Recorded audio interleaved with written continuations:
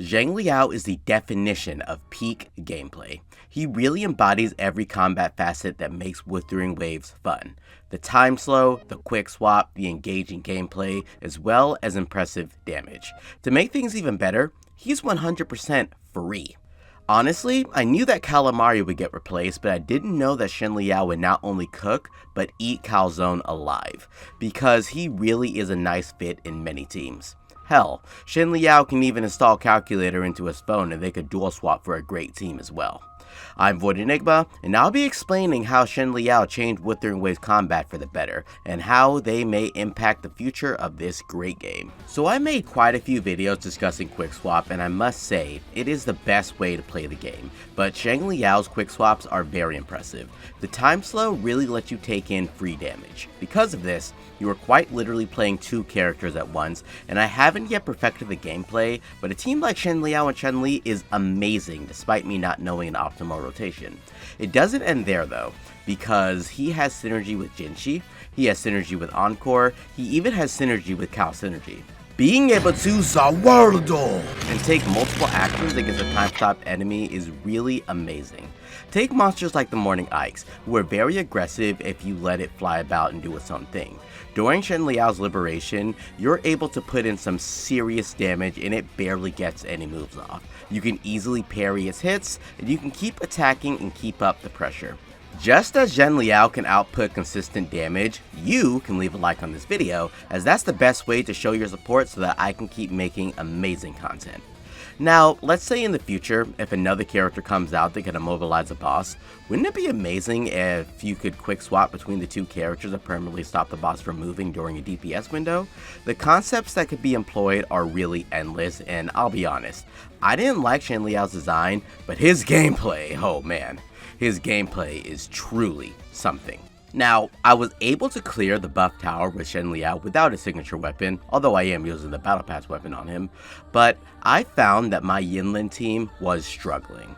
Now, this is most likely due to the nature of Yinlin not having String Master. I talked about how I made a big mistake not getting it here, if you're interested in seeing that, but I was still able to clear it with this team, but it didn't feel as smooth as I thought it would be. While Quick Swap is a golden opportunity for Xiangli Yao, Yinlin enables a hyper carry type situation because of her immense outro buff. It's all up to how you use it, however. The strict hyper carry team composition where you play Yinlin's outro and use it similar to Gion to have Xiangli Yao on the field doing a ton of damage is a mistake. You lose a lot of damage without quick swapping because having two characters attacking at once is really how you output the most damage, and both Yinlin and Xiangli Yao are able to do this very easily. So to make up for it, with Yinlin, you don't have to heavily rely on her outro and use your advantage to get big spurts of damage instead. For instance, I believe it's better to get off a portion of Xiangli Yao's damage through his initial Resonance Liberation, as well as the first enhanced Resonance skill, then continue to quick swap between the two. This was the case for me as I don't have Xiangli Yao's signature weapon, but this could change if Xiangli Yao had a signature weapon and his echoes were also pretty geared up. Either way, you still want this quick swap despite the outro buff being as massive as it is, especially if your Yinlin is sporting some amazing power. I even swapped Augment for Zheji's weapon on Yinlin, and the difference wasn't that drastic. So while you only get a peak of Yinlin's ultra buff, it's still 30 to 50% of Xiangli Yao's overall damage that gets buffed.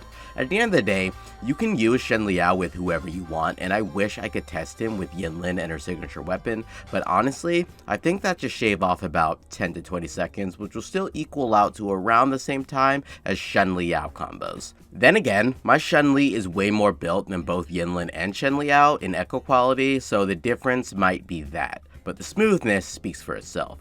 It's crazy to think that Chun-Li has more or equal synergy to Yinlin, but of course, Yinlin and Xiangli Yao are easier to play, so I suppose that makes up for it.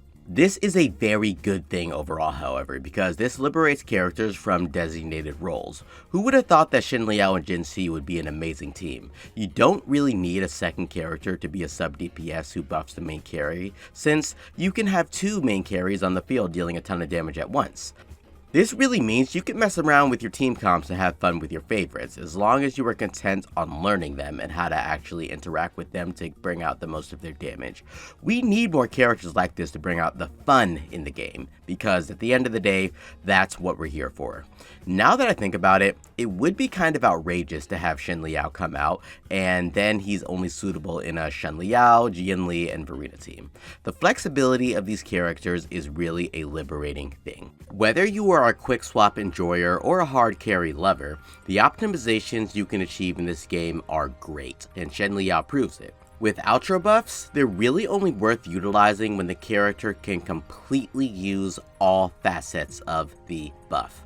Let's take a character like Chixia, whose entire kit is buffed by Chun-Li. That's why this team works so well. The same can be said for characters like Sanhua in Dungeon paired with Havoc Rover. These outro buffs can be fully utilized, so you have some liberties to play with. Xiangli Yao, however, has the time swap and quick swap capabilities, and that really enables you to do so much more, however, even with Yinlin buffing him to the moon. Again, I think once I actually have Xiangli Yao fully raised, or if I even had his signature weapon, then I could actually see hyper carry Xiangli Yao teams thrive, but since I don't have that, quick swap is a way to take off the burden from Xiangli Yao's shoulders. Each of these new characters that are coming out are having more and more quick swap oriented gameplay options, and I am all for it. This is very fun because while most games of this genre, you could swap between characters, but it always felt like there was one character fighting at a time.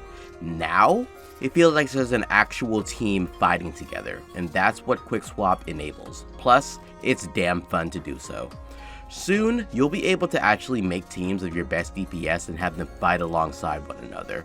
Chun-Li does help Xiangli Yao quite a bit with her outro buff, but still, quick swapping will output the most damage.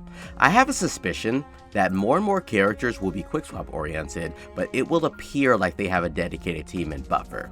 Now, this doesn't invalidate outro buffs, because for a character like Giorno, having him deal consistent damage is the best way to play him, and his presence on field is massive. Plus, Mortefi does buff his damage by a staggering 38%, so that could actually be the reason. So while I'm sure that a character will come out to be similar than Giorno, a character who can do both is significantly better.